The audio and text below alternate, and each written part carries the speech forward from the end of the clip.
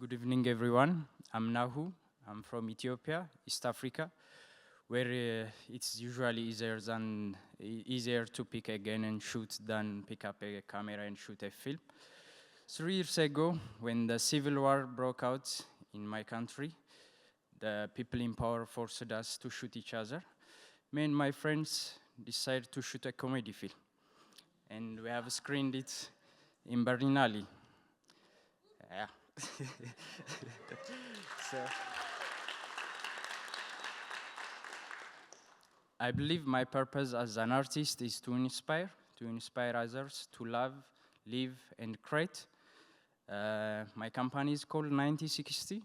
It's named after the year of Africa, which most of African countries got their freedom.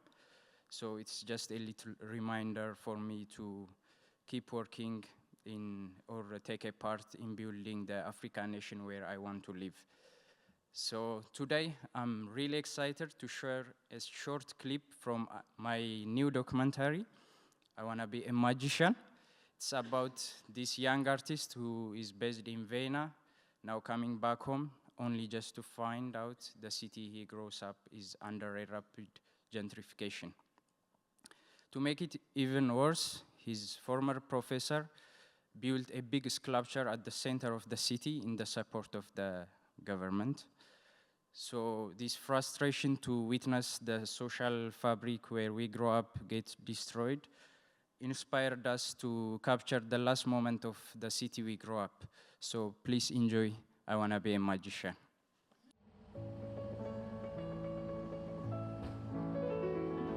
እኔ በቄን ወደዋለሁ በጣም ማከብረው ሰዓሊ ነው።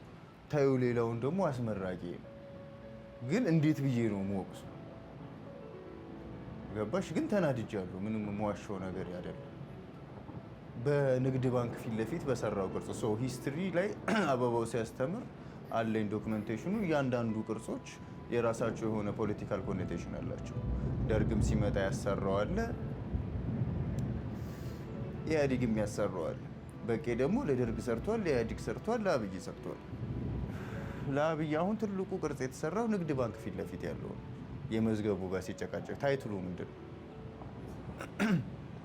ገንዘብ ካለ በሰማይ መንገድ አለ። እኔ ሳድግ I have a way on the sky. There is no lie about it. የሀብታም ልጅ መስሎ ተሰምቶኝ ተመችቶኝ ነው ያደግኩት። ግን ሳስበው ገንዘብ ስላለን አይደለም። There is something more. So በእኛ ጊዜ አንድ ኦስትሪያዊ አስተማሪ ነበርና ዳቪንቺ ይሳሳታል ወይ ብለን ጠየቅነው አለ። አይ ዳቪንቺ ቢሳሳትም ተሳሳተ አይባልም። ንጉስ አልጋው ላይ ቢሻና ሸና አይባልም፣ አላባው ነው የሚባለው። የኛ ሀገር ችግሩ ይሄ ነው። ትልቅ ሰው ከሆነ ሸና ሲባል ሸና አንልም። ለኔ አሁን በቀለ ሸንቷል። ገንዘብ ካለ በሰማይ መንገድ አለ ብሎ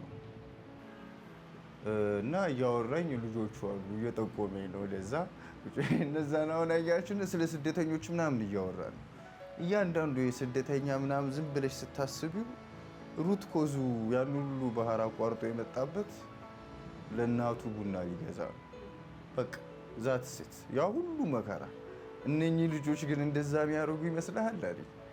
አያረጉት።